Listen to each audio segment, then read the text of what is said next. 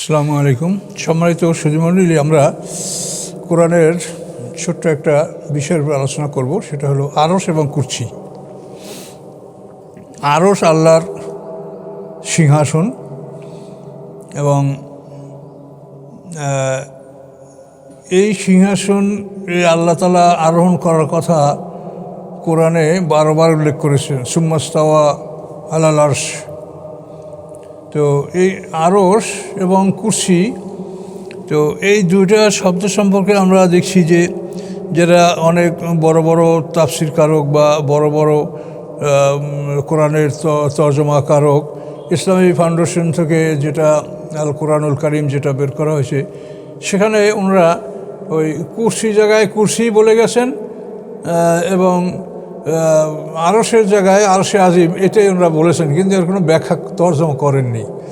তো এটা হচ্ছে তাদের মানে দায় মুক্তি, যে এগুলা করতে গেলে এগুলা তো এমন বিষয় যে এটা অনেক কথা পক্ষে বিপক্ষে আসে, তো এই জন্য ওনারা করেন নাই। কিন্তু তো আমি মনে করি যেটা করা আমাদের ভালো। আরশ আল্লাহ সিংহাসন। এখন কুরসি শব্দের সাধারণ অর্থ হলো চেয়ার। এখন কুরসি অর্থ কি? অসিয়া কুরসি ইউসামাওয়াতি ওয়াল আরদ। এখানে কি কুরসি অর্থ আল্লাহর চেয়ার? অনেক বড় বড় আলেমরা এভাবেই করেছেন। আমরা শুনেছি যে আল্লাহর আরশের উপরে কুরসি, কুরসির চায়ের পায়ের নিচে সাত আসমান চার জমিন, এভাবে অনেক আলেমরা বর্ণনা করেছেন। কিন্তু এই বিষয়টা এটা বেখাপ্পা। তার কারণ একজন রাজা, মহাবিশ্বের মহারাজা, তার জন্য তো একটাই সিংহাসন থাকবে, তার জন্য তো সিংহাসনের উপরে আর একটা চেয়ার থাকবে, এটা তো হতে হবে না। আরশ মানে যে সিংহাসন, এটা তো কোনো মানে সন্দেহ নাই। ট্রিমেন্ডাস থ্রোন, যেটাকে পিকথাল আরশুল আজিমের তর্জমা করেছে ট্রিমেন্ডাস থ্রোন, মানে মহাসিংহাসন। এই মহাসিংহাসন তো আল্লাহর আরশ, এবং তিনি আরশে আরোহণ করার কথা কোরআন পাকে বারবার উল্লেখ করেছেন। তো আরশ উপরে কুরসি, এই কথাটা যুক্তিসঙ্গত না, এবং একজন রাজার জন্য একটা সিংহাসনের উপরে আবার আর একটা সিংহাসন, এটা তো হতে পারে না। তাহলে এখানে কুরসির অর্থ কী হওয়া উচিত?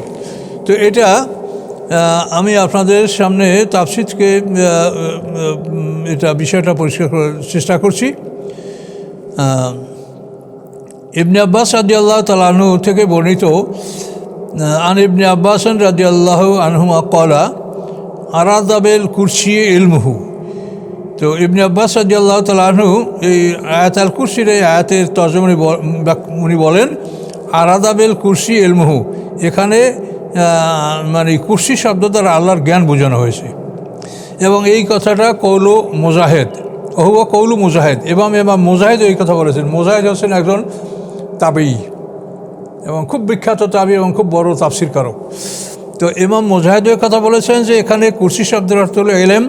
আর ইবনে আব্বাস, আব্দুল্লাহ ইবনে আব্বাস রাদিয়াল্লাহু আনহু, তিনিও বলেছেন কুরসি অর্থ ইলম।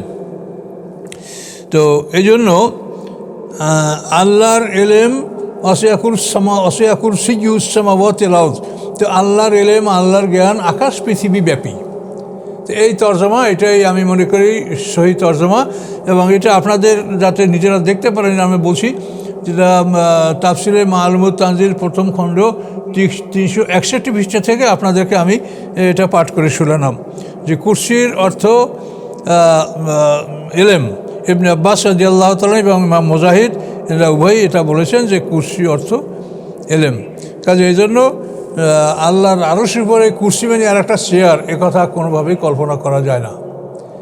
কাজে এই জন্য এই বিষয়গুলি সম্পর্কে আমরা সতর্ক থাকবো, এবং যাতে কোরআনের সঠিক অর্থ আমরা বুঝতে পারি এবং বুঝতে পারি, সেজন্য আমাদের চেষ্টা করতে হবে। কোরআন এমন এক জিনিস যেটা নিয়ে বারবার পাঠ করা, গবেষণা করা, এবং আল্লাহ তো একথাই বলেছেন যে আফালা ইয়াতাদাব্বারুন আল কুরআন আম আলা কুলুবিহিম আকফালুহা, যে তারা কি কোরআন নিয়ে চিন্তা গবেষণা করে না, না তাদের অন্তরটা তালাবদ্ধ?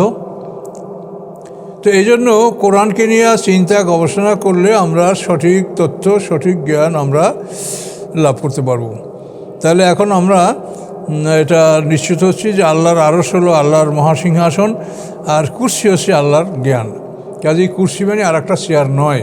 কাজে এই কথা যেন বলা না হয় এবং এটা আপনারা অনুসন্ধান করে দেখেন। এই জন্য আমি আপনাদেরকে তাফসীরের রেফারেন্সটা পড়ে শোনালাম এবং পৃষ্ঠা নাম্বারও দিলাম, যাতে আপনারা নিজেরা দেখে নিতে পারেন যে কুরসি শব্দের অর্থ ইলম। এটাই বড় মুফাসসিরিনরা এটা বলেছেন। আসসালামু আলাইকুম।